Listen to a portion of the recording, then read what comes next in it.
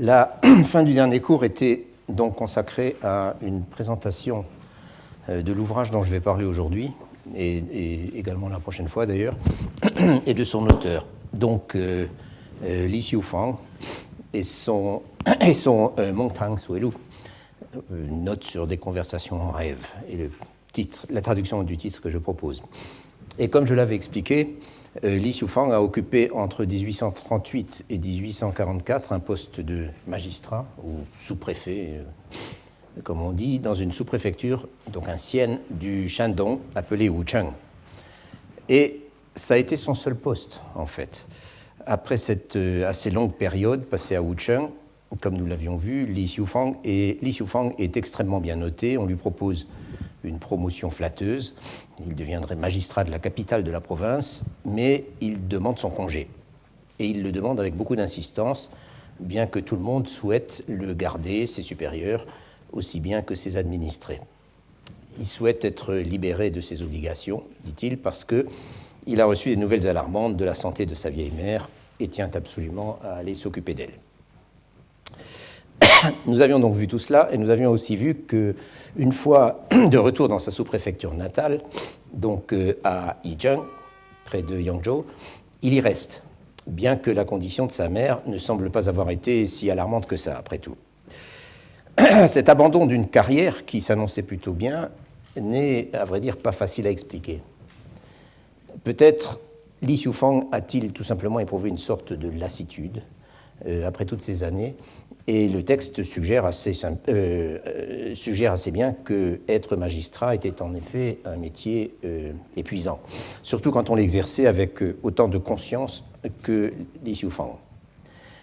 Mais il a pu y avoir d'autres raisons, et après tout, Li Xiufang n'aurait pas été le premier ni le dernier à laisser tomber une carrière qui s'annonçait plutôt bien pour rentrer au pays, avec ou sans le prétexte de vieux parents dont on doit s'occuper, et y finir paisiblement ses jours entre ses livres et ses amis. En tout cas, Li Xiufang n'aura pu profiter que quelques années de sa tranquillité, puisque, comme tous les habitants de la vallée du Yangtze, il va être confronté à la rébellion des Taiping, et confronté très directement, puisque dès 1853, qui est l'année où les Taiping se sont installés à Nankin, et pour plus d'une décennie, dès 1853, les Taiping se sont emparés de Yizheng, la ville où Li Xiufang vivait, que sa résidence a été incendiée et qu'il a perdu tous ses biens et, plus important pour nous, toutes ses archives. Les notes sur des conversations en rêve, qui ont dû être rédigées en 1855 ou peut-être un peu avant, sont donc une œuvre de mémoire. En tant qu'autobiographie et que récit d'une période d'activité professionnelle, c'est un texte, pour cette raison, qui se distingue très nettement d'autres autobiographies professionnelles, dont j'avais cité quelques exemples, dans la mesure où celle-ci repose, elle, soit sur un journal tenu au jour le jour, soit sur des documents extraits des archives conservées par l'auteur tout au long de sa carrière, et qu'il cite donc pour illustrer son récit, soit bien sûr des deux à la fois. Je ne crois pas que Li Xiufang avait conservé son journal, à supposer qu'il en ait tenu un. Et s'il en avait tenu un, d'ailleurs, il aurait certainement pu l'emporter avec lui lorsqu'il avait dû fuir Yizheng devant l'avance des Taiping. Après tout, nous avons des exemples de journaux rédigés par des personnages qui avaient dû tout abandonner au moment de la conquête mandchoue, au milieu du XVIIe siècle, et qui avaient dû, à partir de là, mener une vie errante. Je veux dire de journaux qui ont été conservés et que nous pouvons encore consulter. Je ne pense pas que Li Xiufang ait pu garder un journal par devers lui quand il a dû partir et avant de rédiger son texte. Et la raison pour laquelle je ne le pense pas, c'est qu'il n'y a presque pas de date dans ses notes autobiographiques. Et en particulier, il n'y a pas de ces dates précises, au mois et au jour près, qui trahissent toujours l'existence d'un journal en arrière-plan. Le Mongtang Suelu, avais-je eu le temps de dire, se présente comme une suite de notules ou d'entrées, si vous voulez, de longueur variable, en général une ou deux demi-pages chinoises, indépendantes les unes des autres, même si elles tendent en général à se regrouper autour d'un même thème. Mais ce même thème peut reprendre beaucoup plus loin dans le texte. L'ouvrage a un début et une fin bien clairs, et c'est tout simplement l'arrivée de l'auteur en poste en 1838 et son départ en 1844. Mais entre ce début et cette fin, il n'y a pas vraiment de continuité chronologique, même pas du tout. Mais cela n'empêche pas, à mon avis, que la somme de ces observations et de ces souvenirs, qui sont donc narrés à la première personne et dont l'auteur est le sujet principal, cela n'empêche pas que ce qui lui arrive, donc quand il parle de tout ce qui lui arrive, de ce qu'il fait, de ce qu'il pense et ce qu'il dit, ça n'empêche pas que tout cela constitue indiscutablement ce que j'ai appelé, ou j'ai proposé d'appeler un fragment d'autobiographie. Il découle de ce que je viens de dire qu'il n'est pas possible de rendre compte de ce que contient le texte de Li Xiufang sous la forme d'un récit, de l'histoire suivie d'une activité professionnelle qui a quand même duré un nombre significatif d'années, et même un nombre assez exceptionnel si l'on considère que ces années se sont toutes déroulées dans le même poste. Ce que je m'apprête donc à faire, c'est de regrouper un certain nombre d'éléments recueillis ici et là dans le texte et de les regrouper autour d'un certain nombre de thématiques. Et tout d'abord, on peut se demander ce qui ressort de ce texte quant à la personnalité de Li Xiufang. Un fonctionnaire parlant à la première personne de ses activités professionnelles est susceptible d'adopter un ton et une posture très différents suivant le genre auquel correspond le texte qu'il est en train de rédiger, et bien sûr suivant son propre caractère et ses propres idiosyncrasies. Dans une autobiographie chinoise de type standard, par exemple, les sentiments et les émotions exprimées le sont toujours dans des termes totalement convenus, les correspondant à des situations elles aussi totalement standards. Nous aurons par exemple droit, dans le cas d'une autobiographie de fonctionnaire, nous aurons droit à l'expression du sentiment de sa propre insuffisance, que l'auteur affirme éprouver, de sa reconnaissance éperdue envers l'empereur chaque fois qu'il est nommé à un nouveau poste qu'il accepte en tremblant car il a tellement peur de ne pas être à la hauteur, de la douleur spectaculaire à la mort de son père, de sa honte de ne pas avoir été plus digne des attentes de son père, de son respect systématique pour ses supérieurs, de son indignation devant le moindre écart de comportement de la part de ses collègues, et ainsi de suite, et ainsi de suite.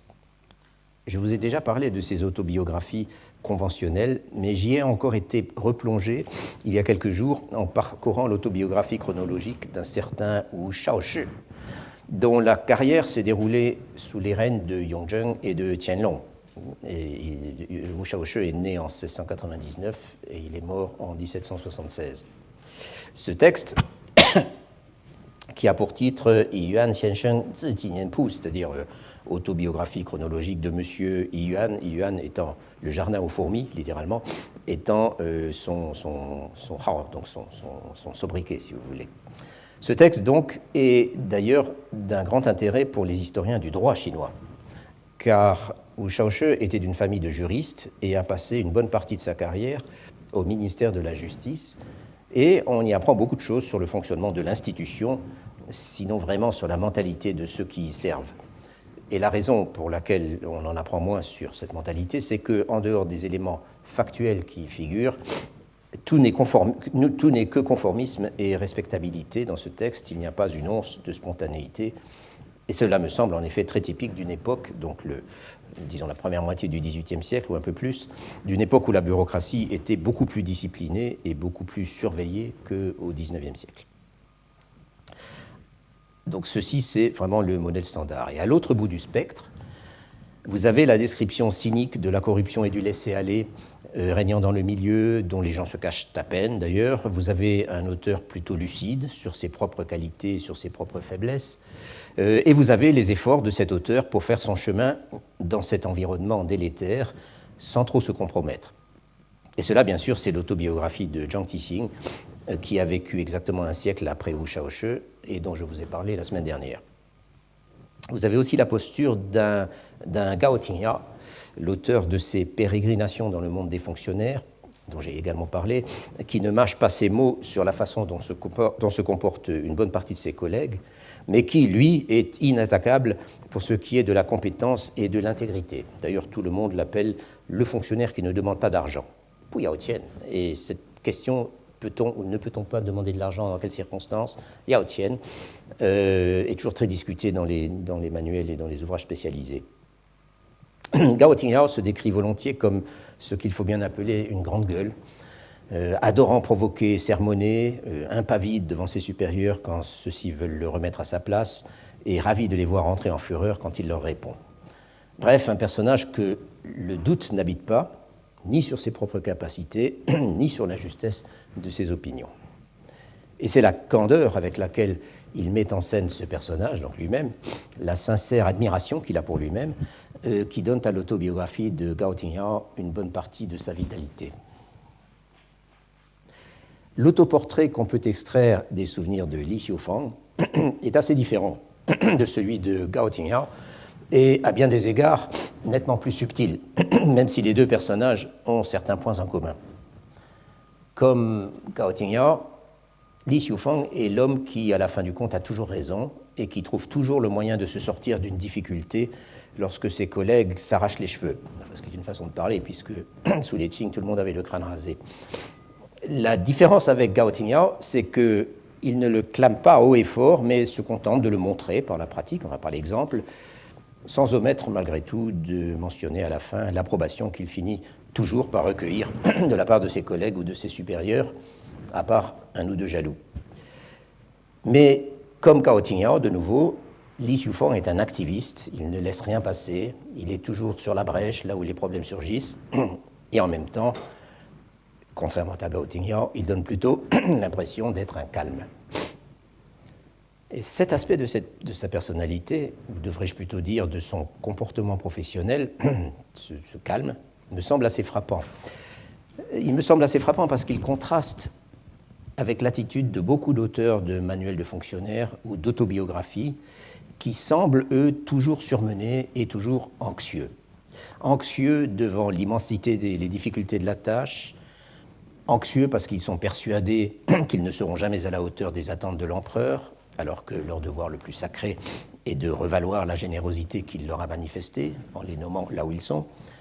Anxieux parce qu'ils sont constamment pris entre les exigences de leurs supérieurs et la résistance, pas toujours passive, d'une population qui ne demande qu'à payer le moins d'impôts possible et à ce qu'on la laisse vivre, suivant ses coutumes, au lieu de lui seriner les valeurs confucéennes. Je caricature un peu, mais c'est en grande partie comme cela. Ils sont découragés aussi par le comportement d'une majorité de leurs collègues. Et enfin, ils sont prisonniers de la contradiction entre leur idéal d'intégrité personnelle et les moyens dérisoires qu'on leur accorde pour vivre et pour faire fonctionner leur bureau, sinon pour s'enrichir. Gao Tingyao, que je mentionnais à l'instant, n'est pas exactement un anxieux. Et les propos exaltés sur la reconnaissance qu'on doit à la dynastie ne sont pas son genre. Mais il ne cesse de courir à droite et à gauche pour régler des problèmes qui semblent ressurgir plus rapidement qu'il ne les résout. Et sa vision de la bureaucratie, donc du milieu auquel il appartient lui-même, est on ne plus pessimiste. Gui Chaowan, quant à lui, c'est-à-dire l'auteur de cette autobiographie documentaire portant le même titre que celle de Gao Tingyao, donc Huan Yuoqi, dont je vous avais aussi parlé la semaine dernière, Gui Chaowan, quant à lui, est certainement un surmené et un anxieux. Et nous avons d'ailleurs vu qu'il avait fini dans la dépression. Mais au-delà de ces quelques exemples individuels, ce qui définit l'ensemble de cette élite de fonctionnaires qui se battait pour imposer ses modèles à la masse de la profession et qui a en effet exercé beaucoup d'influence à travers ses réseaux et ses écrits, ce qu'il a défini, je crois qu'on peut le dire, c'est une tension permanente entre les idéaux et les réalités, entre ce qu'on attend de vous et ce qu'il est possible de faire. Je parlais la semaine dernière de réarmement moral, mais il est clair qu'espérer se sortir de difficultés systémiques par des moyens éthiques ne pouvait mener très loin. C'était d'ailleurs ce qu'on pouvait constater chaque fois que le trône entrait en campagne pour insuffler un nouvel idéal et une nouvelle énergie à la bureaucratie, comme c'était typiquement le cas, en particulier en début de règne. Encore une fois, cette anxiété et cette tension, je ne les trouve pas chez Li Xiufang, qui parle pourtant en long et en large de son activité infatigable et de ses difficultés d'homme de terrain. Je le caractériserait plutôt comme bonhomme et optimiste. À Wuchang, c'est assez dur, certes, et il y a beaucoup de problèmes, comme nous le verrons par la suite, mais on a toujours l'impression que Li Xiufang prend les choses sans affolement, même dans les moments les plus tendus. De la même façon, et c'est plus important, il ne donne aucunement l'impression de considérer le système dont il fait partie comme étant un système particulièrement en crise. Il propose, certes, et même réalise quelques réformes de détail pour améliorer le fonctionnement de l'administration et de la société locale dont il a la charge, mais il ne manifeste aucune aspiration réformiste en général, ni de souci particulier pour l'avenir de la dynastie, alors qu'on peut certainement dire que l'époque était à cela. Les années couvertes par le Mengtan Suelu sont en effet les années 1838 à 1844. En 1838, le grand débat sur l'opium, qui faisait rage au sein de la haute bureaucratie depuis quelques années, était en train de se conclure provisoirement par la mise en place d'une politique prohibitionniste. Et c'est pendant la période où Li Xiufang a été en poste que s'est déroulée, bien sûr, la guerre de l'opium, laquelle s'est conclue, comme vous le savez, de manière catastrophique pour la dynastie mandchoue. Or, de tout cela, on ne trouve pas un mot dans le Mengtan Suelu. La seule mention de l'opium, et c'est une mention tout à fait incidente, on la rencontre dans une affaire judiciaire traitée par Li Xiufang, une affaire qui impliquait une femme qui ne voulait pas retourner chez son mari et qui avait soudoyé un policier pour que le policier accuse le dit mari d'être un trafiquant d'opium.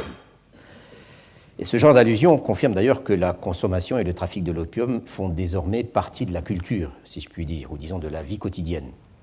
Mais c'est de façon, encore une fois, tout à fait incidente, et Li Xiufang ne fait absolument aucun commentaire à ce propos.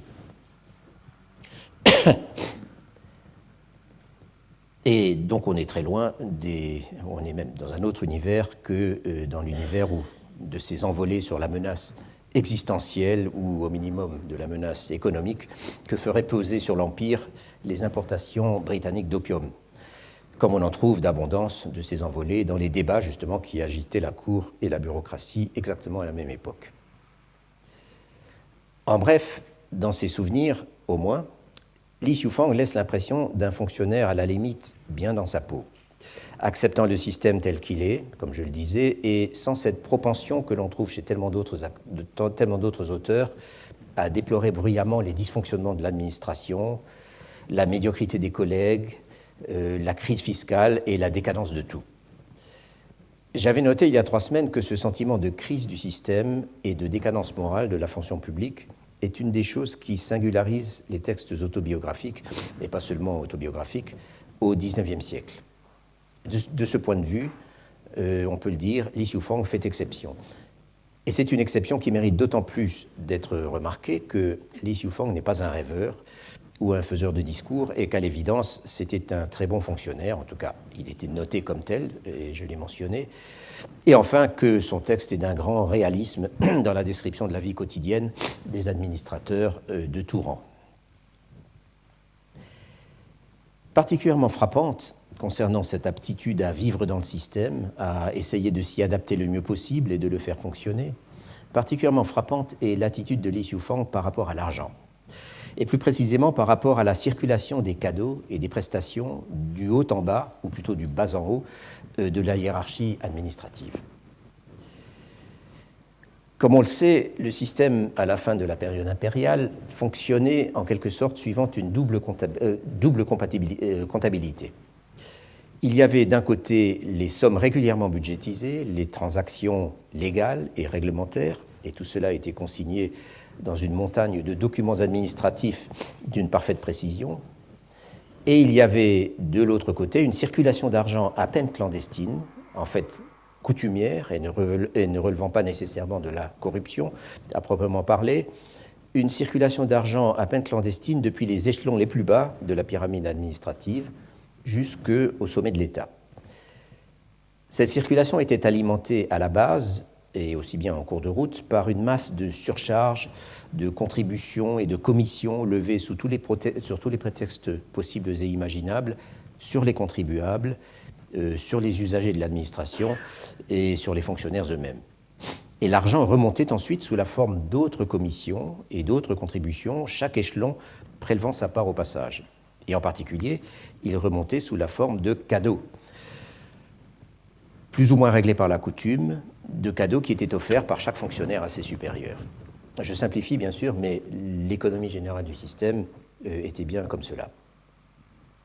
Sans ces surcharges et ces cadeaux, un fonctionnaire n'avait en fait aucune chance de s'enrichir, et il était unanimement considéré que terminer une carrière plus riche qu'on ne l'avait commencée était la moindre des choses. Et en réalité, il lui était difficile, et même tout simplement impossible, de vivre décemment et de faire fonctionner ses bureaux, pour la raison bien simple que les salaires officiels, même très fortement augmentés au XVIIIe siècle, étaient grossièrement insuffisants. J'ai longuement traité de cette question dans mes cours il y a une douzaine d'années peut-être, et je ne vais donc pas y revenir en détail aujourd'hui. Disons que pour beaucoup d'auteurs du XVIIIe et plus encore du XIXe siècle, l'un des problèmes centraux qui se posent aux administrateurs, et surtout aux administrateurs locaux, c'est, ou ce devrait être, d'arriver à se financer décemment, et même à faire quelques économies, sans pour autant verser dans la concussion et dans l'abus de pouvoir. Ce qui signifie pour une bonne part sans laisser le personnel subalterne verser dans la concussion et dans l'abus de pouvoir, et d'un autre côté en retirer soi-même une partie du profit, puisque c'était ce petit personnel d'exécution qui était directement au contact du public, c'est-à-dire des contribuables, des justiciables, etc., et qui alimentait en quelque sorte l'ensemble de la machine. Li Xiufang était un administrateur local, un magistrat. Il explique à un moment qu'il est très rigoureux dans le transfert des sommes destinées aux échelons supérieurs, et ces sommes représentaient la majeure partie du prélèvement fiscal, mais cela, c'est la partie officielle de la fiscalité dont je viens de parler. Et s'il a en effet réussi à tenir aussi bien les délais et les quotas, c'était déjà un bel exploit, surtout à une époque où l'accumulation des déficits passait pour universelle. D'ailleurs, après avoir été informé de cette gestion parfaite, le trésorier provincial du Shandong aurait soupiré que si tous les magistrats étaient ainsi, il n'aurait plus qu'à brûler de l'encens pour remercier le ciel.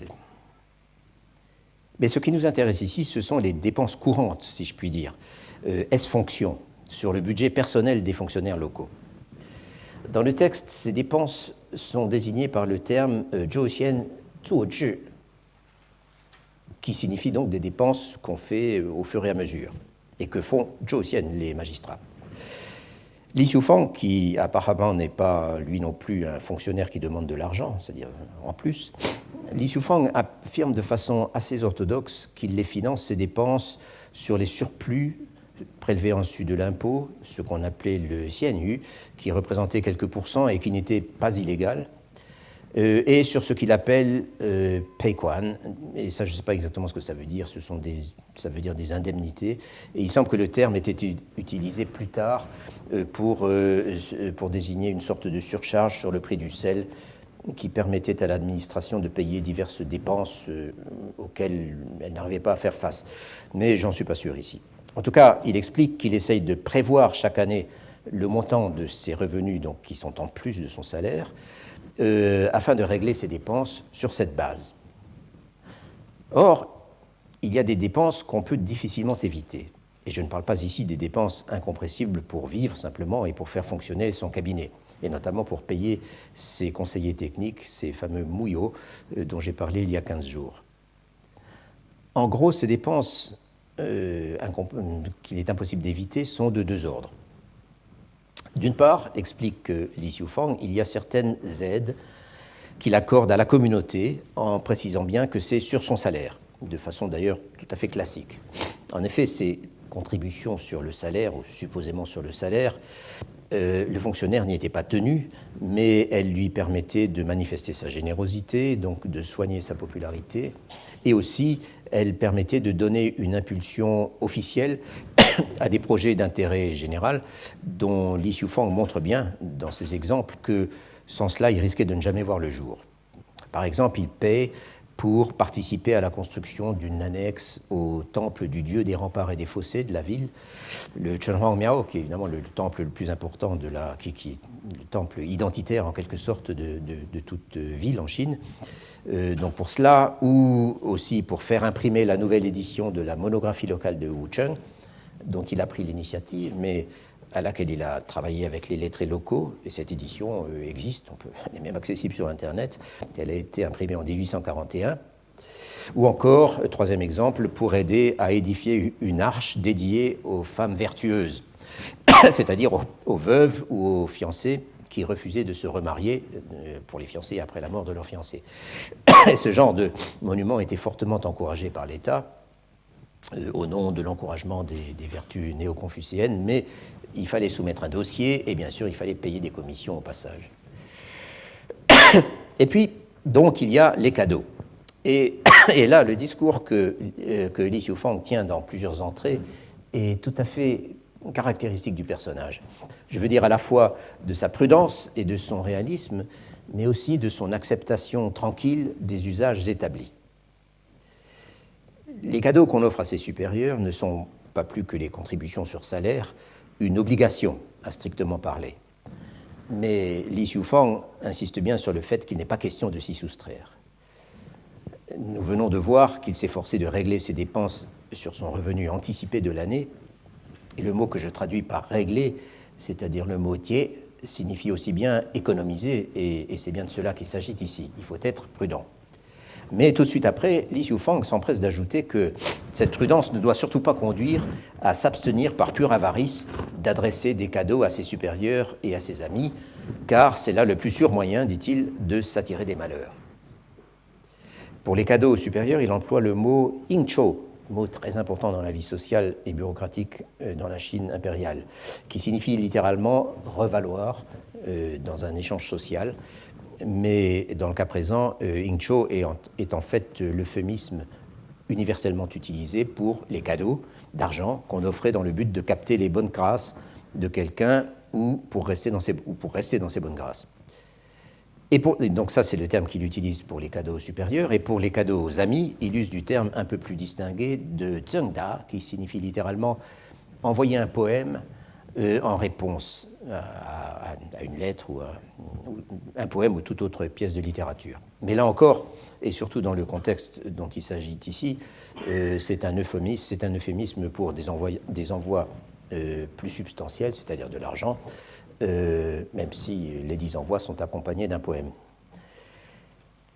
Li Xiufang parle en fait d'un réseau d'échanges de bonne manière, c'est exactement le sens en fait du mot yingchou, échange de bonne manière, un réseau d'échanges de bonne manière qui déborde le cadre strict de la hiérarchie bureaucratique.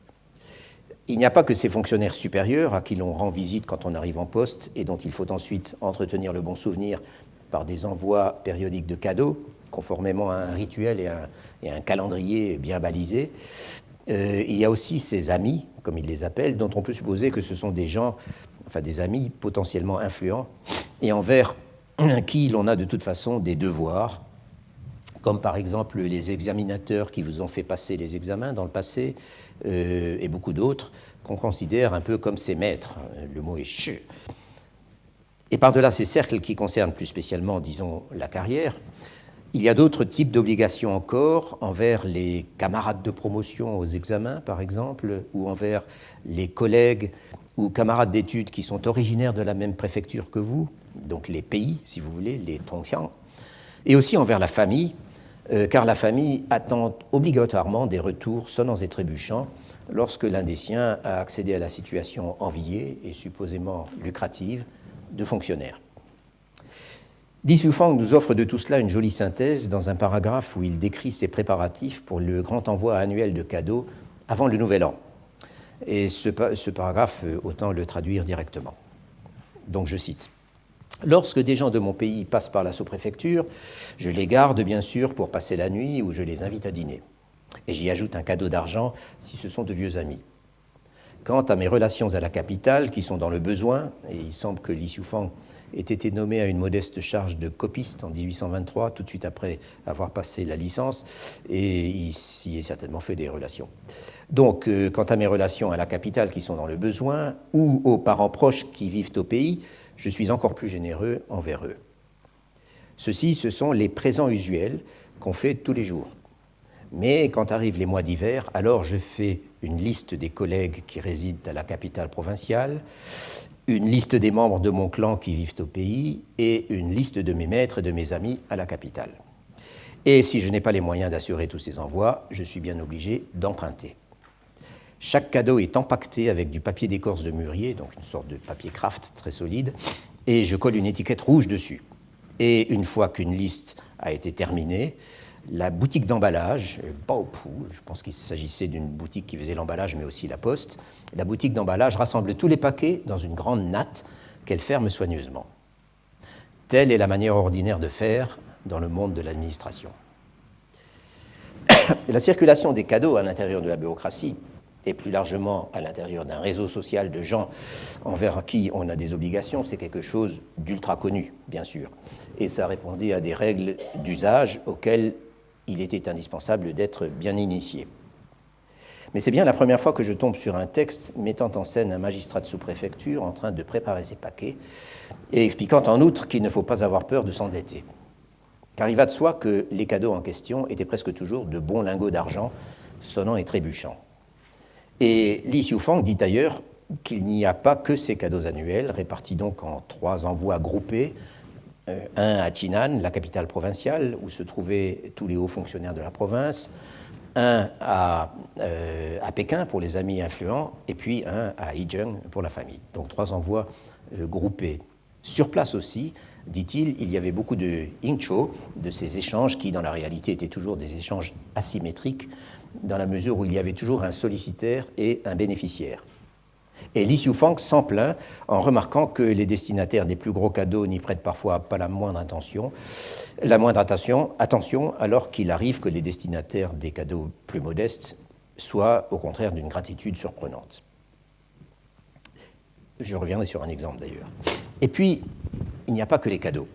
Il y a aussi toutes les prestations et tous les services qu'on est obligé de fournir aux personnages importants de passage à Wucheng. Et il y en avait beaucoup. N'oublions pas que Wucheng était situé sur une des principales artères de l'Empire, le Grand Canal, bien sûr. Et en dehors des vrais hauts fonctionnaires, il y avait leurs envoyés, il y avait les émissaires de la cour, etc. Autant de gens qui se prévalaient du personnage ou de l'institution dont ils dépendaient pour formuler des exigences le plus souvent insatiables. Mais il n'était pas question de les mécontenter. Il est vrai que ce ne sont pas des frais que le magistrat doit payer, cette fois-ci, de sa propre poche. Ce sont des dépenses qui incombent au trésor de la sous-préfecture. Mais là encore, ces fonds sont des dépenses... ces fonds étaient très limités, et comme je l'ai dit à l'instant, l'essentiel du profit fiscal remontait vers les niveaux supérieurs. Ces fonds sont donc très limités, et en outre, ils étaient réglementairement affectés à des usages précis. Ils étaient donc contraints par un budget prévisionnel par rapport auquel on ne pouvait pas beaucoup improviser. Et l'on était donc obligé de se livrer à diverses acrobaties financières, voire même l'administration était obligée d'emprunter aux familles riches de la sous-préfecture. Et c'est d'ailleurs ce qu'a dû faire Li Xiufang dès son arrivée en poste, comme il nous le raconte, et le détail intéressant à ce propos, intéressant pour l'historien économiste, le détail intéressant, c'est qu'en échange de l'argent donc remis à l'administration par les prêteurs se voient remettre des sortes de bons du trésor, marqués du sceau de la sous-préfecture, et il appelle ces bons des kutiao, donc des bons du trésor, et que ces bons en sont rapidement arrivés, d'après ce que nous dit Li Xiufang, à fonctionner comme une sorte de papier-monnaie local, librement échangé, accepté sur les marchés, et même convertible en métal-argent. Et je ne suis pas sûr que ce genre de manipulation financière au niveau des sous-préfectures ait jamais été étudié. C'est pour ça que je disais que c'était d'un certain intérêt pour un historien économiste. Pour y revenir, les anecdotes sur les exigences déraisonnables des fonctionnaires de passage à Wucheng sont nombreuses dans le Mongtan Suelu. L'une d'elles concerne un certain monsieur Ho Liqing, c'est-à-dire de son vrai nom Ho Xietang, qui a été, ça on peut le savoir par ailleurs, qui a été préfet de Jinan, donc la préfecture capitale du Shandong, de 1837 à 1839.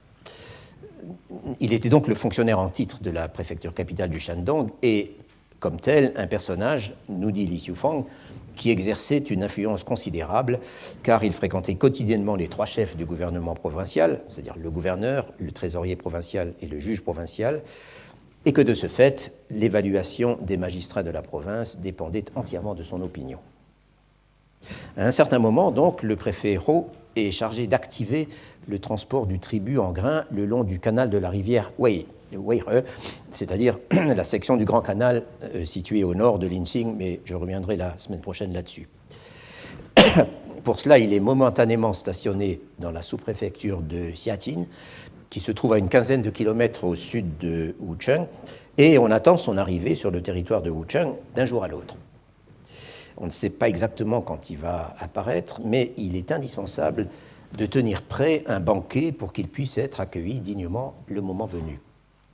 Or, il fait très chaud à cette période de l'année, que d'ailleurs Li Xiufang ne précise pas, mais il dit qu'il fait très chaud, le préfet n'arrive pas, et le soir arrivé, les mets préparés ont eu le temps de s'avarier, si bien qu'il faut tout jeter et préparer un nouveau banquet pour le lendemain.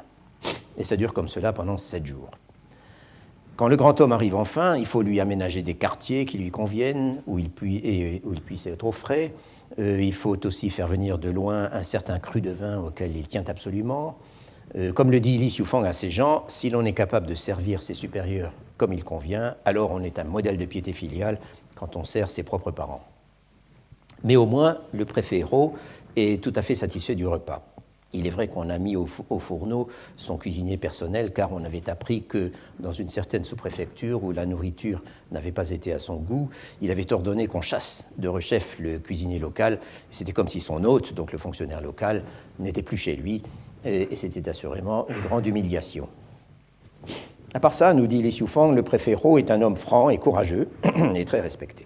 D'ailleurs, il lui donne du monsieur, il l'appelle Ho Xiancheng. Et il écrit son nom en clair, ce qui est toujours un signe, car lorsqu'on parle de quelqu'un qu'on n'aime pas, on se contente de dire un certain préfet ou un certain magistrat, et ainsi de suite. Cela étant, l'honorable préfet Ho est passé 4 fois par Wucheng au cours de ses inspections le long du Grand Canal, et on ne s'est jamais permis le moindre relâchement. Et puis, il avait aussi 4 assistants à qui il était obligatoire de remettre ce qu'on appelait une enveloppe pour frais de mission, Chai Fei Bao, et qui en était ravi. Si bien qu'à la fin de toutes ces aventures, le préfet Bao le préfet Ho a confié à Li Xiufang qu'il avait entendu parler sur sa route, de son gouvernement généreux, à lui, Li Xiufang, de son Huizheng, autrement dit, de la qualité de son administration et de son souci du peuple. Li Xiufang en a certainement été rassuré. Il a dû dire « ouf, il est maintenant classé comme un bon fonctionnaire » par le personnage le plus influent pour cela de la province. Mais il n'en commente pas moins sarcastiquement qu'en réalité, c'était parce que les assistants de Ho étaient tout contents d'avoir été bien traités et qu'ils avaient donc fait un rapport favorable sur lui à leur patron. Mais c'est encore bien pire quand c'est le gouverneur de la province qui traverse la sous-préfecture dont on est magistrat.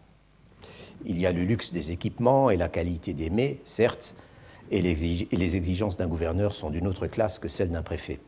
Mais le gros problème, c'est que le gouverneur est accompagné d'une suite innombrable, où l'on peut être sûr qu'il y a en quelque sorte des clandestins qui demanderont eux aussi à être reçus et festoyés. Il faut donc essayer de se procurer à l'avance la liste des personnes faisant officiellement partie de la suite et faire des vérifications si les chiffres ne concordent pas. Li Xiufang nous dit aussi qu'après être allé présenter ses respects au gouverneur, et alors que la fête bat son plein, il reste à l'écart sur sa chaise pliante pour surveiller la façon dont les choses se passent, car il sait très bien que si le patron n'est pas là, les employés requis pour le service auront vite fait de s'égayer dans la nature. Qui sont exactement ces employés qui risquent de se sauver? Je vais y revenir tout à l'heure, car cela fait référence à un problème classique de l'administration locale dans la Chine de l'époque. Et Li Shufang a des considérations intéressantes là-dessus. Mais je voudrais d'abord conclure sur tout ce dont je viens de parler, sur le système des cadeaux et les échanges de services, et sur les exigences outrageuses des hauts fonctionnaires en déplacement et de leur suite. Toutes ces choses sont en fait bien connues. Les sources qui en parlent sont extrêmement nombreuses, et il existe également un certain nombre de travaux historiques, notamment sur la circulation parallèle des fonds sous forme de cadeaux et de contributions auxquelles il était à peu près impossible de se soustraire, et qui ressemblait fort en fait à un racket, même si certains auteurs donc ont essayé d'y trouver des justifications économiques ou fonctionnelles. Il existe d'ailleurs quelques exemples spectaculaires dans des autobiographies justement, et j'en ai parlé assez en détail dans le temps, encore que ces exemples concernent plutôt la façon dont les choses se passaient vraiment aux échelons supérieurs de la bureaucratie, à un niveau où ce n'est plus à un magistrat de base préparant ses paquets pour le Nouvel An qu'on a affaire. L'autobiographie de Jiang Tixing, qui n'a pas été publiée avant la fin du XXe siècle, on ne le rappellera jamais assez, est certainement le texte où l'on trouve les révélations les plus sensationnelles, et d'ailleurs c'est en général pour ces révélations qu'il est cité, alors qu'il contient beaucoup d'autres choses tout aussi intéressantes. Jiang Tixing, pour le dire d'un mot, détaille sans la moindre réticence les sommes énormes qu'il a dû emprunter pour arroser toute la haute bureaucratie de la capitale, après avoir été reçu en audience par l'empereur et avant d'aller prendre le poste important auquel il a été nommé en province. Ces cadeaux, qu'on appelle des cadeaux d'adieu, des bieting, parce qu'on les distribue à tous les gens importants qui vous ont reçus avant de quitter Pékin, ces cadeaux, donc, Jiang Tixing s'en plaint. Il a dû en passer par là plusieurs fois pendant sa carrière. Mais il dit aussi qu'on n'a pas le choix parce que tout le monde fait pareil. Et il n'est pas le seul à le dire. En outre, Jiang Tixing parle très fréquemment, et là encore en grand détail, parle très fréquemment du système des cadeaux dans les provinces, plus proche donc de ceux dont j'ai parlé tout à l'heure. Il en a lui-même profité, bien sûr, comme trésorier ou comme juge provincial, mais il se plaint aussi beaucoup des conséquences de ces pratiques, surtout lorsqu'elles servent non pas tellement à financer les échelons supérieurs de la bureaucratie, en se conformant à une sorte de coutume et à des barèmes établis, non pas tant cela qu'à les corrompre, à essayer de mettre les gens influents dans sa poche afin de se protéger contre de futurs ennuis ou, au minimum, d'être bien noté.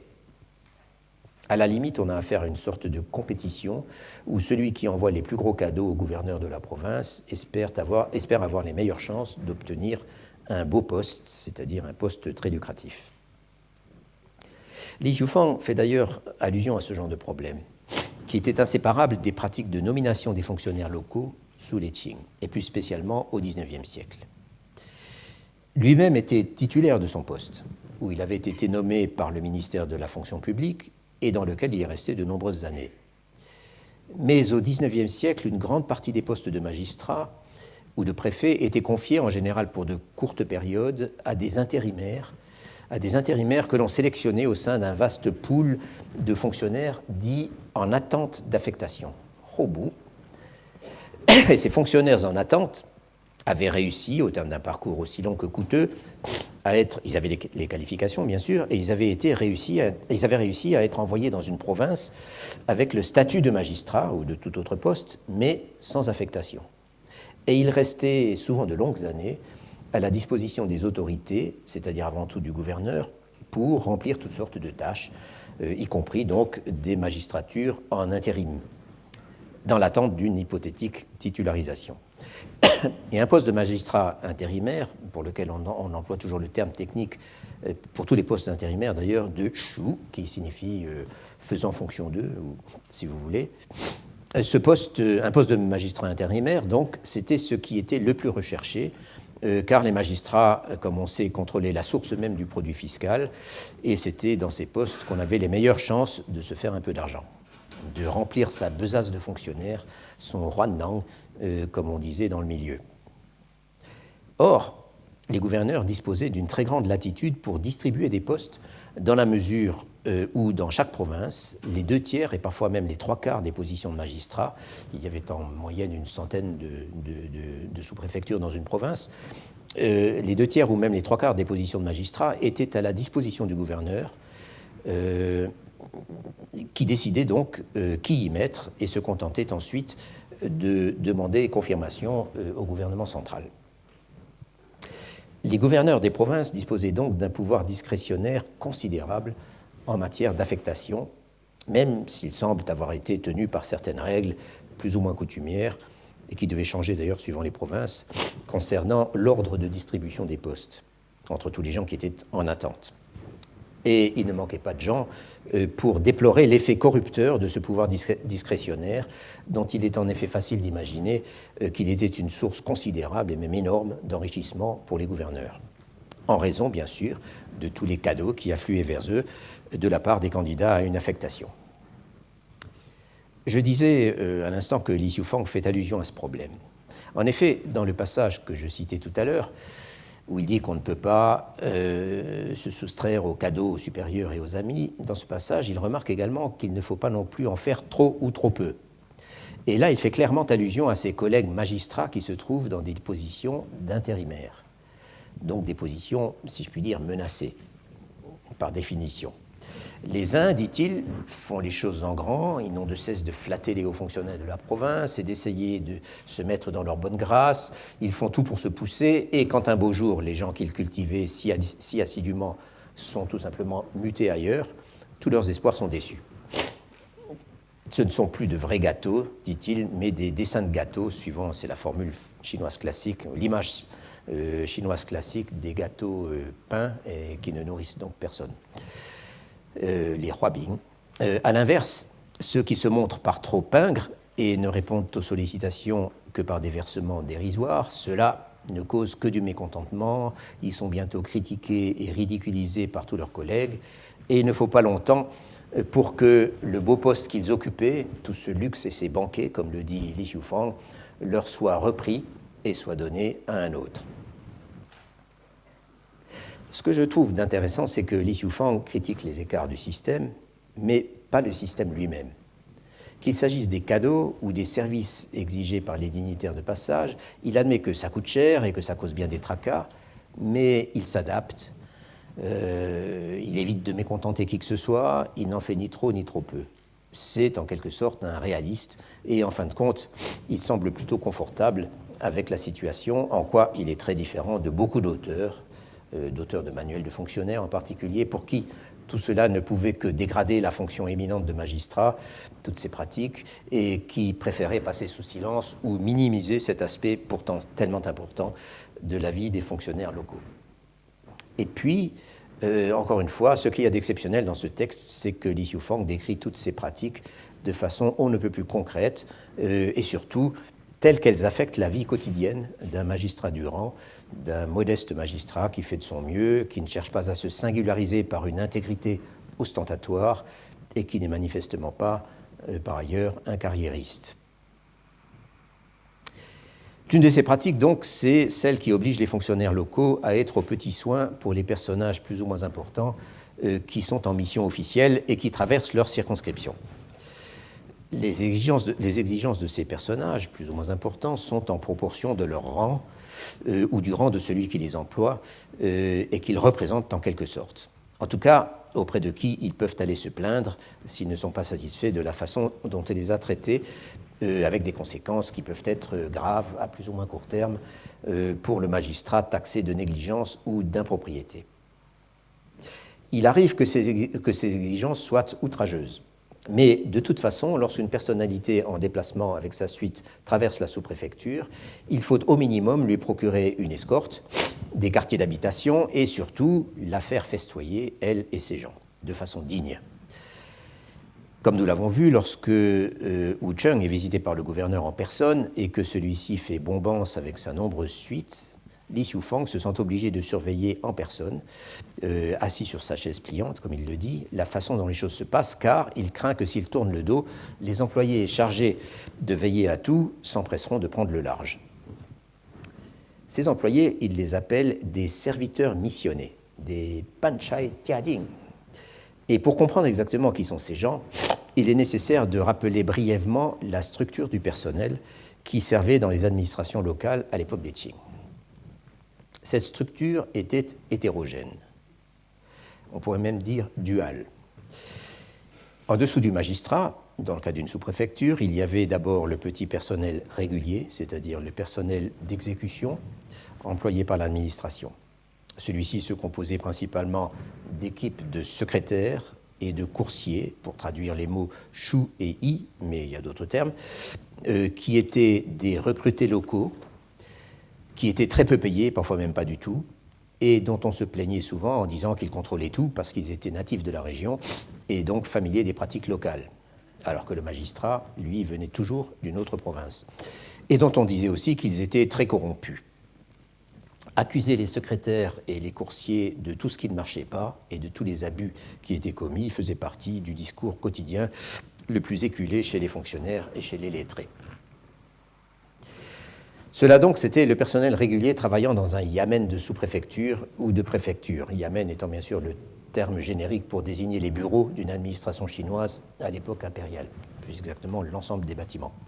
Mais ce personnel d'État, si l'on peut dire, à ce personnel d'État s'ajoutait l'équipe privée du fonctionnaire en titre, payée par lui, qui pouvait être fort nombreuse. Il y avait les conseillers techniques ou secrétaires privés, donc ces mouillots dont j'ai déjà parlé et dont Li Shufang parle très peu dans son texte.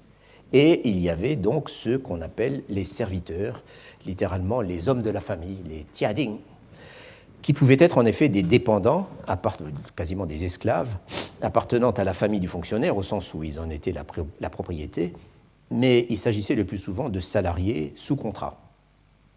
Ce sont donc ces tiading en qui Li Shufang n'a aucune confiance et qu'il se sent obligé de surveiller toute la nuit et jusqu'au petit déjeuner, ajoute-t-il, pendant que le gouverneur et sa suite festoient aux frais de la sous-préfecture.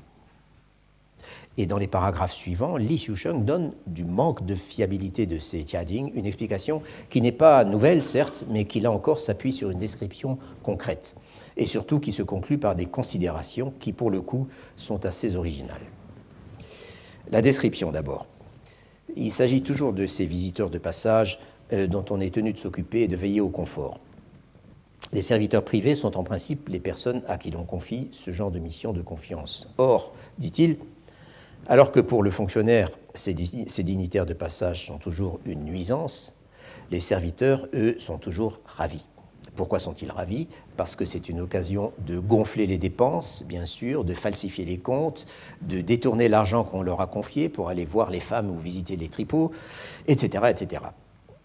Et il donne l'exemple d'un de ses camarades de promotion qui était vice-préfet, donc un rang un tout petit peu supérieur au sien, et qui voyageait sur le Grand Canal, et à qui il voulait aller rendre visite au passage. Mais les serviteurs chargés de s'occuper de lui, donc il avait envoyé, de mèche avec les serviteurs du voyageur, ont tout fait, dit-il, pour l'en empêcher, prétendant que monsieur dormait déjà le soir, ou qu'il dormait encore le matin. Tout cela parce qu'ils savaient que si leur patron rencontrait son camarade de promotion face à face, ils découvriraient tout de suite leur malversation. Et de fait, l'affaire ne s'est éclaircie qu'un certain temps plus tard. Et entre-temps, chacun des deux hommes, donc Li Shufang et son camarade de promotion, qui n'a pas réussi à voir, chacun des deux hommes cherchait à comprendre pourquoi l'autre semblait vouloir l'éviter et se demandait s'il n'était pas devenu un peu plein de lui-même. Si les tiading sont des gens dont il faut toujours se méfier, explique Li Shufang, c'est parce que ce sont des gens qu'on a engagés sur recommandation.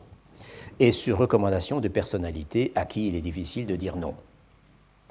En fait, ces réseaux de serviteurs, et aussi bien d'ailleurs de conseillers techniques, qui s'arrangeaient pour obtenir des recommandations de personnages influents et pour placer leurs gens dans les équipes des magistrats nouvellement arrivés, lesquels étaient bien obligés d'accepter, c'est un problème dont on se plaint dès le milieu du XVIIIe siècle.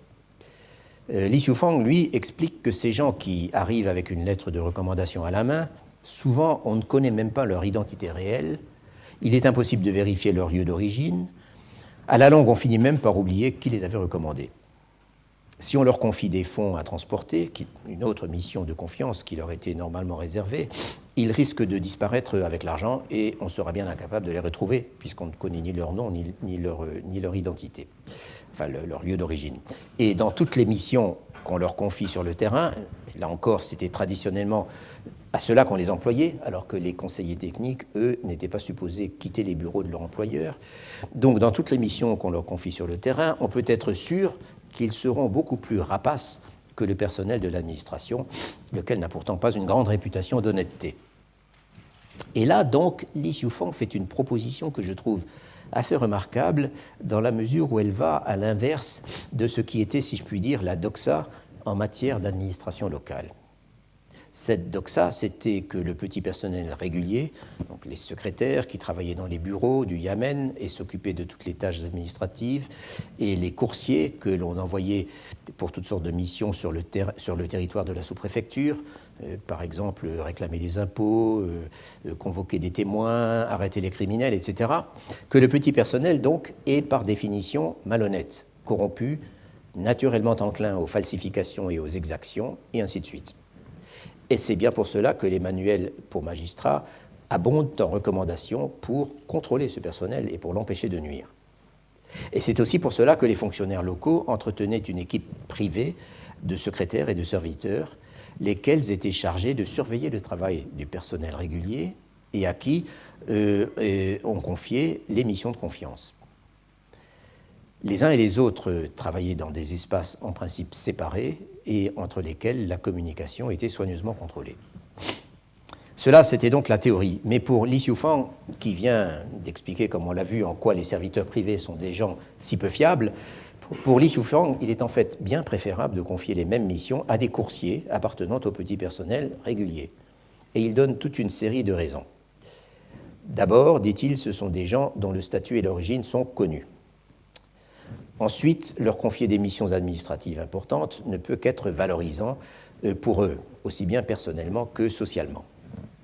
Par ailleurs, ils ne risquent pas de prendre la fuite en cas de problème, car ce sont des gens plutôt prospères et qu'ils ne voudront pas abandonner leurs biens, ni leurs femmes, ni leurs enfants. Enfin, ils savent que s'ils commettent une faute, ils sont passibles des rigueurs de la loi, alors que tout ce qu'on peut faire contre les serviteurs privés, c'est de leur infliger une correction et de les chasser. Et ce que souhaite surtout Li Xiufeng, ils ne dépendent pas de la réglementation administrative. Et ce que souhaite surtout Li Xiufeng, c'est de casser la collusion entre les serviteurs privés, donc ces gens à lui, et les coursiers du Yamen. Lorsque les premiers se font considérer dans les villages comme des émissaires importants du gouvernement, et que les seconds leur servent d'hommes de main pour leurs exactions. Donc, casser cette collusion, tout simplement, en privant les serviteurs privés de ce genre de mission. Ces considérations, on peut le remarquer, sont purement instrumentales. Il s'agit de mettre en place une répartition plus efficace des missions au sein du personnel subalterne et aussi risquant moins de causer du tort aux usagers en s'appuyant sur les personnels qui sont les plus faciles à contrôler, dans la mesure où il s'agit d'individus identifiables, membres de la communauté locale, possédant un statut bien défini et passibles de la loi, et en plus habités d'un désir de considération sociale dont on peut jouer en valorisant leurs tâches. Mais l'attitude de Li Xiufeng envers ces petits agents d'administration, dont il est si banal de dénoncer les tares, n'est pas seulement calculatrice. Ce qui, me semble-t-il, singularise le Mongtang Suelu par rapport à la quasi-totalité de la littérature produite par des fonctionnaires, c'est une certaine humanité, voire une certaine compréhension à leur endroit. Dès son arrivée en poste, lorsqu'il fait l'appel, Li Xiufeng les voit se tenir devant lui comme s'il était l'empereur, mais il se garde de les traiter avec arrogance et son attitude, dit-il, est d'une manière générale de régler les affaires publiques, les affaires administratives, avec son personnel dans le calme et en essayant d'inspirer la confiance. Lors d'un déplacement, un peu plus tard, il se trouve directement confronté au problème classique des brutalités et des larcins que s'autorisaient les agents escortant un fonctionnaire en se prévalant de son autorité. Il est donc obligé de sévir, c'est-à-dire d'administrer la bastonnade aux coupables, mais en même temps, il avoue une certaine gêne. Certes, dit-il, bastonner des agents indélicats satisfait grandement le public, qui constate avec plaisir que ce magistrat-là n'est pas un magistrat qui protège ses sbires, mais d'un autre côté, les dix sbires sont eux aussi des gens du peuple, des gens de mon peuple, comme il dit, Wu Min. Et tout de suite après, il évoque de façon quasiment émotive la contradiction dans laquelle sont enfermés ces mêmes gens et qui ignorent superbement tous ces auteurs qui, lorsqu'il disserte sur la discipline administrative, Tan Lij, ne manque jamais de parler de la fourberie des secrétaires et la rapacité du petit personnel et de les accuser de violer la loi avec leur pillage. La contradiction, explique Li Xiufang, pourtant ces gens, dit-il, ont tout, comme les autres, besoin de survivre et de nourrir leur famille. Que vont-ils faire si on leur interdit de prendre la plus petite chose ? En d'autres termes, s'il leur est formellement interdit de prélever la moindre commission ou d'exiger la moindre douceur des administrés auxquels ils ont affaire dans leurs fonctions. Ce qui ne précise pas, mais tout le monde le sait, c'est que ces personnels ne sont pas payés du tout, en général, et ne peuvent, ou à peine, et ne peuvent donc survivre justement qu'à la commission, et ce qui était d'ailleurs tacitement admis. Li Xiusheng est un réaliste, nous l'avons vu, et il prône par conséquent une tolérance limitée, disons, quitte à châtier avec la dernière sévérité les véritables exactions. J'admets que tout cela est assez pointilliste, mais c'est l'accumulation des détails qui finit par décrire une attitude originale. Originale, en tout cas, dans la littérature qui nous est parvenue, face à un problème de gouvernance, comme on dirait, dont ont débattu une infinité d'auteurs dans tout autant d'ouvrages consacrés au dilemme de l'administration locale chinoise. Des détails, certes, mais qui révèlent une certaine générosité de la part de Li Xiufang avec ses personnels, les plus modestes et les moins respectés, une propension à leur confier des missions de confiance et à leur accorder des gratifications qui ne laissent pas de contraster avec ce que j'appellerais le discours orthodoxe tel que le transmettent en particulier les manuels de fonctionnaires les plus réputés et les plus utilisés. Cette générosité que je crois déceler, on la retrouve encore dans la façon dont Li Xiufang parle avec sympathie des difficultés des fonctionnaires subalternes, ce qu'on appelle les zuo c'est-à-dire littéralement les assistants. C'est des tout petits fonctionnaires dont il existait en général au maximum 2 ou 3 dans une sous-préfecture, qui étaient des gens dont la condition, dit-il, est difficile, car ils sont sans ressources et sans influence.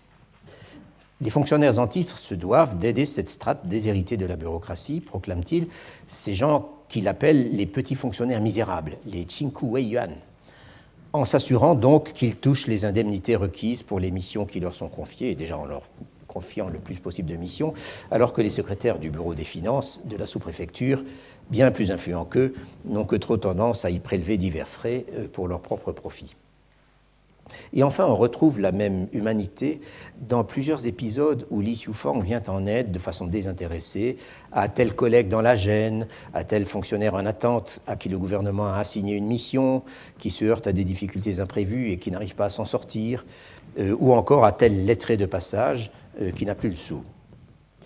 L'un de ces lettrés de passage, et c'est une coïncidence amusante, se trouve être le frère cadet de Gui Chaoan, l'auteur des Pérégrinations d'un fonctionnaire dont j'ai déjà parlé.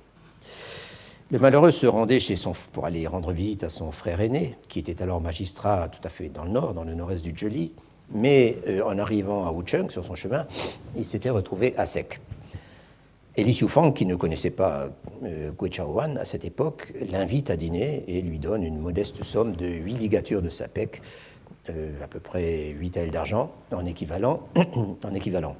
Et des années plus tard, quand Li Xiufang est retourné chez lui à Yizheng, son préfet, en quelque sorte, le préfet de Yangzhou, n'est autre que Gui Chaoan, et celui-ci n'a alors de cesse de lui dire à quel point son frère lui a été reconnaissant pour cette aide alors qu'il était dans une mauvaise passe. Donc au moins un exemple où, comme je le disais, un petit cadeau provoque une reconnaissance inattendue. Tout cela relève de la sociabilité lettrée, certes, mais le Mengtan Suelu contient aussi maintes anecdotes qui dénotent une certaine sympathie pour le petit peuple de la part de son auteur. Sympathie fortement teintée de paternalisme confucéen, cela va sans dire, mais aussi par une évidente facilité dans la communication. Li Xiufang me semble en fait très loin des imprécations sur la décadence des mœurs et l'irrémédiable ignorance du peuple auquel nous ont habitués tant de textes de fonctionnaires. Tous ces fonctionnaires qui se plaignent, à la même époque en particulier, de ce que la mentalité des gens n'est pas comme autrefois. Minxin, beaucoup. Quoi qu'il en soit, donc ils sont devenus plus rusés, plus vicieux, plus malhonnêtes, etc. Quoi qu'il en soit, et afin d'illustrer ce point, et aussi pour conclure non seulement mon exposé, mais ce portrait ou cet autoportrait de Li Xiufang, je vous propose ces deux vignettes qui apparaissent vers la fin de l'ouvrage et qui ne sont pas dénuées de charme. Chaque année, nous explique Li Xiufang, au 7e ou au 8e mois lunaire, donc au début de l'automne, quand on en avait fini avec les opérations de transport du tribut, dont nous verrons la prochaine fois à quel point c'était une immense nuisance, et alors que les récoltes arrivaient à maturation, la coutume était d'organiser des spectacles d'opéra pour rendre grâce aux dieux. Or, cette période coïncidait avec l'anniversaire de la mère de l'auteur, que Li Xiufang célébrait toujours en organisant dans sa résidence un grand banquet pour ses collègues et ses conseillers, lesquels conseillers avaient même droit à une gratification spéciale. Il ne semble pas que la mère de Li Xiufang, nous avions vu qu'il a appris par la poste qu'au pays elle était tombée malade, donc il ne semble pas qu'elle ait résidé avec lui dans son yamen. Ça arrivait souvent qu'un fonctionnaire abrite sa vieille mère dans son yamen, mais le banquet avait bien lieu et il nous dit même que c'était le seul banquet qu'il organisait dans l'année par souci d'économie. Et sachant cela, donc, nous dit-il, les lettrés et le peuple des différentes bourgades de la sous-préfecture venaient en délégation, canton après canton, 20 ou 30 personnes à la fois, lettrés en tête, sur leur parasol, avec les vieillards et les enfants en queue, pour rendre hommage au magistrat. Li Xiufang faisait ensuite aménager une scène de théâtre dans la grande cour du Yamen et disposait des nattes permettant d'accueillir quelques 200 spectateurs. On invitait la population et tout le monde passait la soirée à boire et à manger en regardant le spectacle. Dans cette affaire, conclut l'auteur, on peut dire que je partageais mon plaisir avec le peuple. Et deuxième anecdote, ou deuxième vignette, c'est à la fête des lanternes cette fois-ci, donc le 15 du premier mois lunaire, que les femmes de la campagne ont coutume de venir au Yamen pour rendre visite aux épouses du sous-préfet, donc son épouse principale et sa ou ses concubines. Le portier n'a pas le droit de les arrêter, les épouses se tiennent dans le pavillon de réception, cachées derrière une balustrade, mais les visiteuses se glissent à l'intérieur et leurs hôtesses leur font un brin de causette. Après quoi, les femmes repartent en annonçant à tout le monde que l'année va être faste pour elles, car les femmes du fonctionnaire ont répondu à leurs questions. Et ça défile comme ça toute la journée. On leur offre aussi des gâteries, tout le monde rit et tout le monde est ravi. Mais cela, ce n'est pas une initiative de Li Xiufang. D'après les gens locaux, c'est en fait une vieille coutume de Wucheng. Ces anecdotes mettant en scène la proximité du fonctionnaire et du peuple sont presque trop charmantes, je dirais à la limite presque trop correctes, pour qu'on soit prêt à les prendre sans hésitation au pied de la lettre. Mais qui sait ? Le texte de Li Xiufang ne donne pas l'impression d'une mise en scène, en général, et il ne la donne surtout pas, cette impression, lorsqu'on aborde des problèmes d'administration nettement moins réjouissants, dont je parlerai donc la semaine prochaine, et à propos desquels le Mengtang Suelu révèle un certain nombre de réalités avec une immédiateté que je n'ai pas rencontrées ailleurs. Je vous remercie.